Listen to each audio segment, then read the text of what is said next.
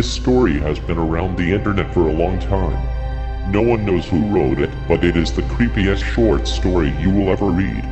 Someone needs to make this into a horror movie. Russian researchers in the late 1940s kept 5 people awake for 15 days using an experimental gas-based stimulant. They were kept in a sealed environment to carefully monitor their oxygen intake, so the gas didn't kill them, since it was toxic in high concentrations. This was before closed-circuit cameras, so they had only microphones and 5-inch thick glass porthole-sized windows into the chamber to monitor them. The chamber was stocked with books, cots to sleep on but no bedding, running water and toilet, and enough dried food to last all 5 for over a month. The test subjects were political prisoners deemed enemies of the state during World War II. Everything was fine for the first 5 days. The subjects hardly complained, having been promised, falsely, that they would be freed if they submitted to the test and did not sleep. For 30 days. Their conversations and activities were monitored, and it was noted that they continued to talk about increasingly traumatic incidents in their past, and the general tone of their conversations took on a darker aspect after the 4-day mark. After 5 days they started to complain about the circumstances and events that lead them to where they were, and started to demonstrate severe paranoia. They stopped talking to each other, and began alternately whispering to the microphones and one-way mirrored portholes.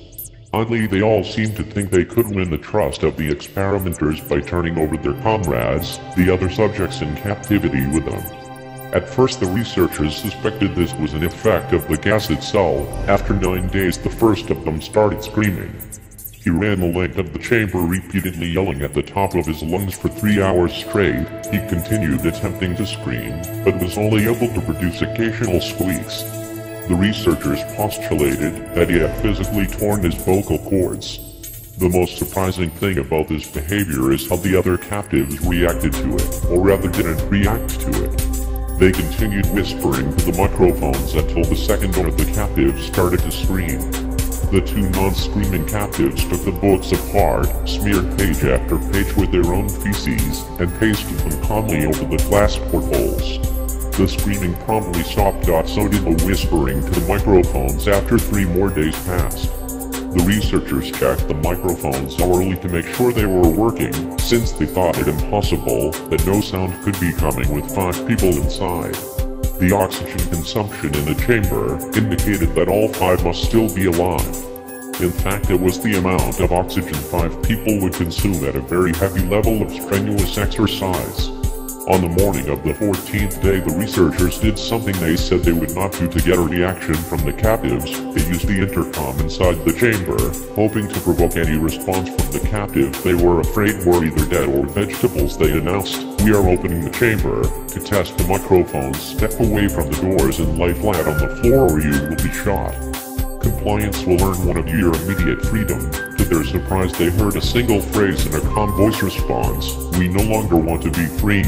Debate broke out among the researchers and the military forces funding the research.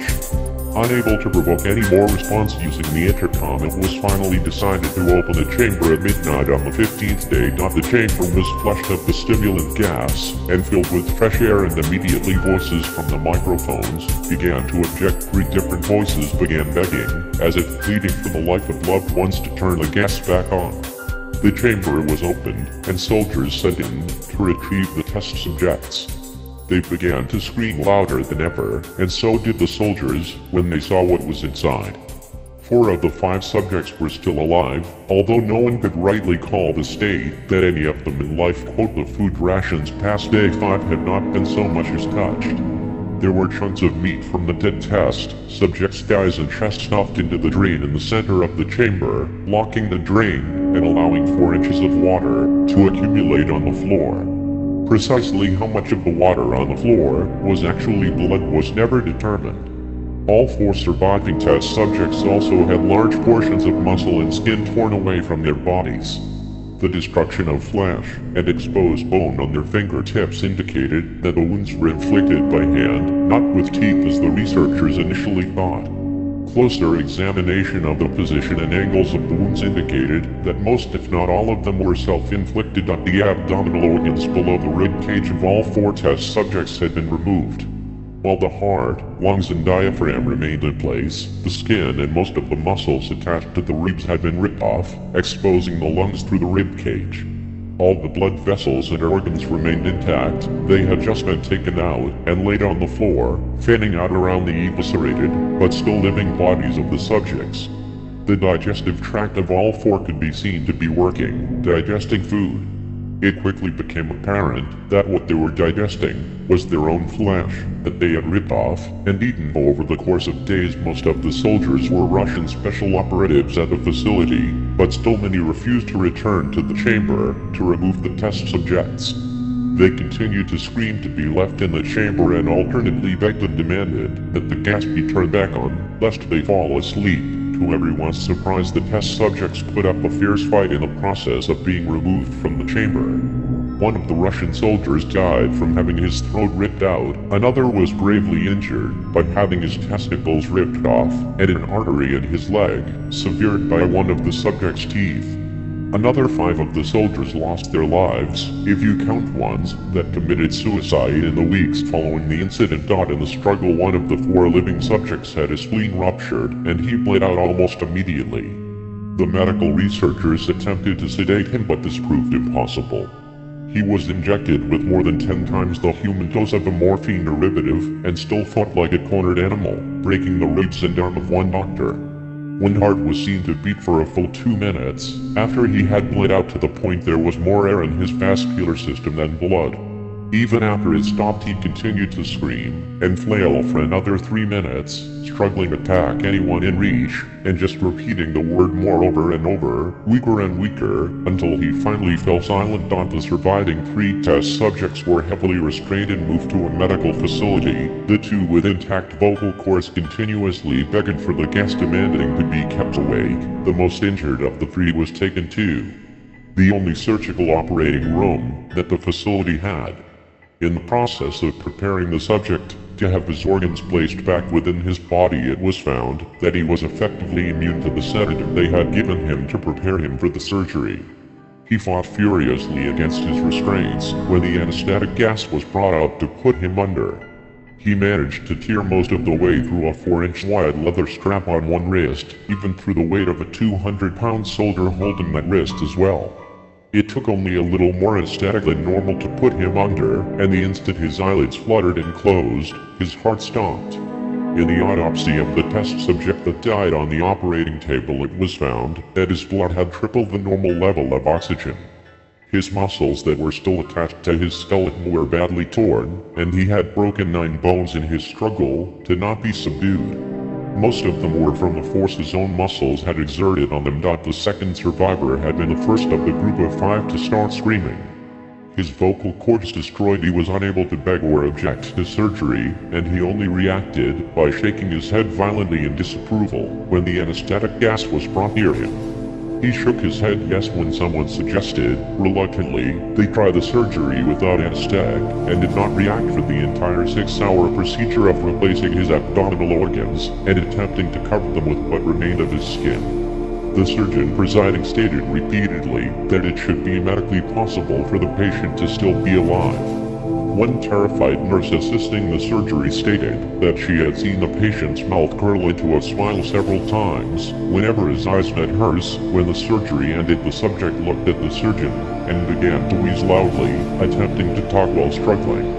Assuming this must be something of drastic importance, the surgeon had a pen and pad fetched so the patient could write his message.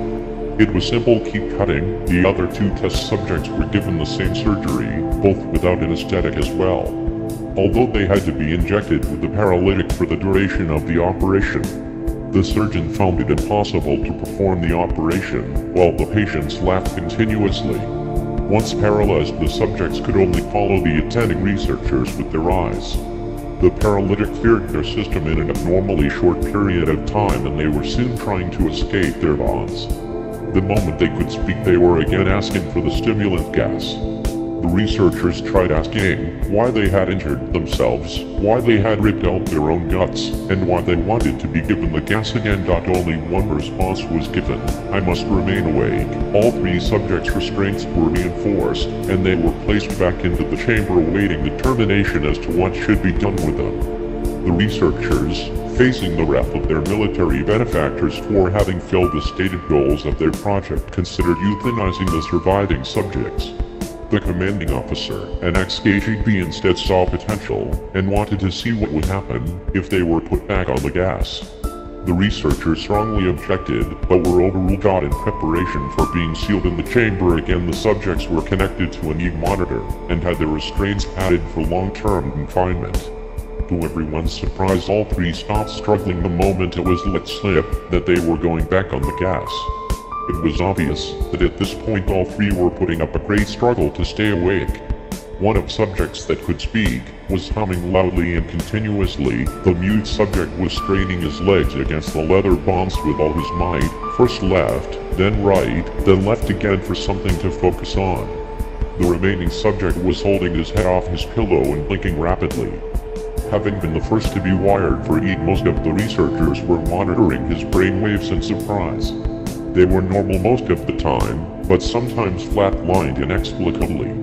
It looked as if he were repeatedly suffering brain death before returning to normal. As they focused on papers scrolling out of the brainwave monitor, only one nurse saw his eyes slip shut at the same moment his head hit the pillow.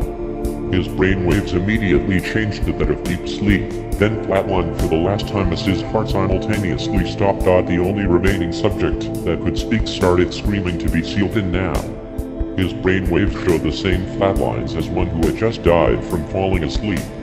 The commander gave the order to seal the chamber with both subjects inside, as well as 3 researchers. One of the named 3 immediately drew his gun and shot the commander point blank between the eyes, then turned the gun on the mute subject and blew his brains out as well. He pointed his gun at the remaining subject, still restrained to a bed, as the remaining members of the medical and research team fled the room. "I won't be locked in here with these things. Not with you," he screamed at the man strapped to the table. "What are you?" he demanded.